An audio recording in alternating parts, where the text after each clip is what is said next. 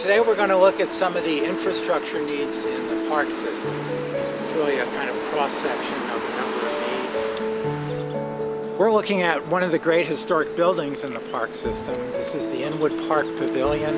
It dates from 1904. It's a great building, but as you can see, it has lots of needs.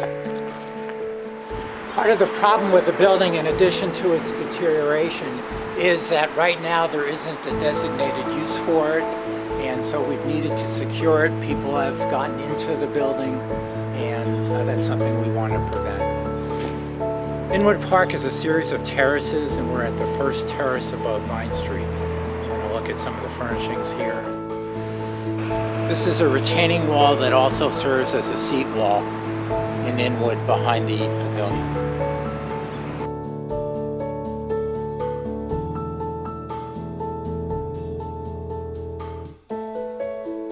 Lots of retaining walls in the park system, and also step systems, since so many of the parks are on hillsides.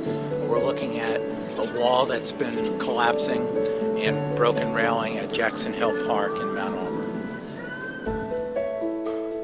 We're in Burno Woods Park. We're going to look at some deteriorating blacktop. Here it's a sidewalk that is kind of going back to nature. We're going to look at some more problems with curbs and streets here.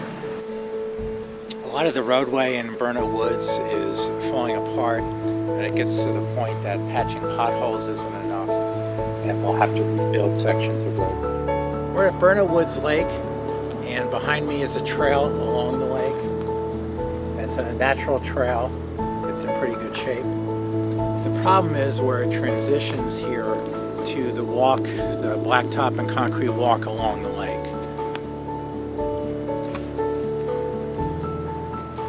So it's a tripping hazard.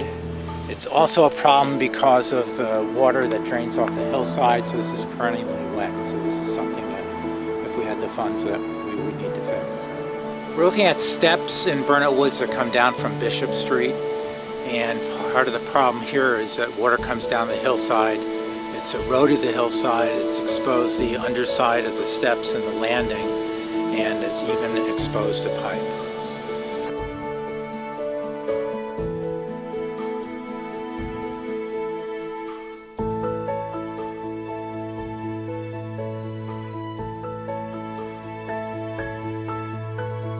This is a step system in Fairview Park.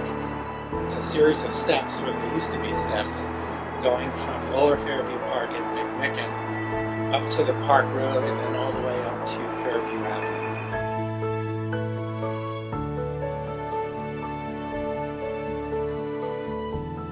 We're at the amphitheater and walkway behind Music Hall.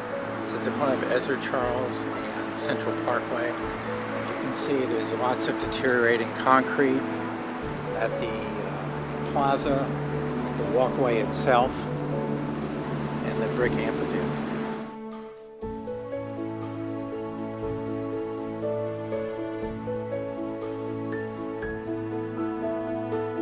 In 2011, City Council transferred the downtown waterfront parks from the Recreation Commission to the Park Board. The Park Board at that point was building Smale Riverfront Park to our west, and we already had Theodore Berry International Friendship Park to the east. But the parks in between then, for greater efficiency, were transferred to parks. That includes the Public Landing, Yeatman's Cove, and Bicentennial Commons and Sawyer Point. And some of what we're going to be looking at includes problems that were really deferred maintenance from many years before it even came over to parks.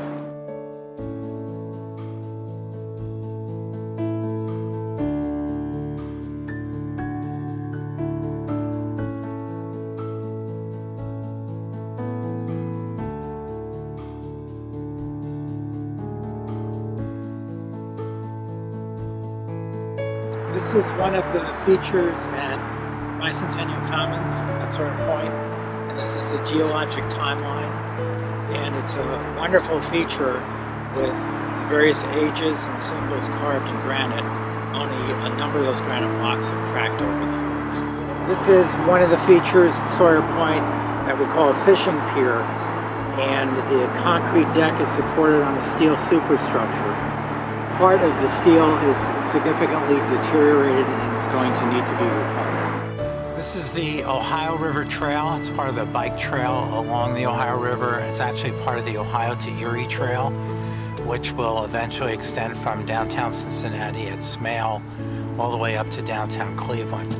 The problem with this part of the trail is it still has embedded within it the old railroad tracks, and there just hasn't been funding to take the tracks out since they're a hazard to bike riders.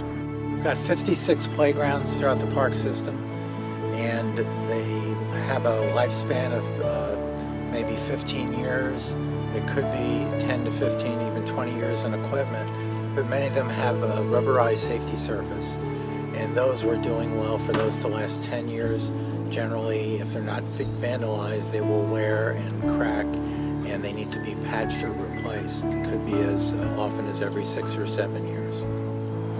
We're looking at a pavilion shelter at Owl's Nest Park in Evanston, and the building's long been out of use.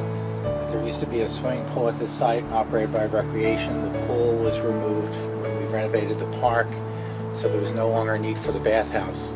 But as you can see, the building is showing some structural problems, and it's getting to the point that when we have funding, we'll need to demolish the building. We've just seen a small sampling of our capital improvement needs throughout the park system. We're talking about a 5,000-acre system. It's filled with wonderful historic sites, over 120 buildings, but 60% of those buildings are over 50 years old. We've got miles of roadways and walks and retaining walls. And so again, we've just seen a few of the examples of our infrastructure needs.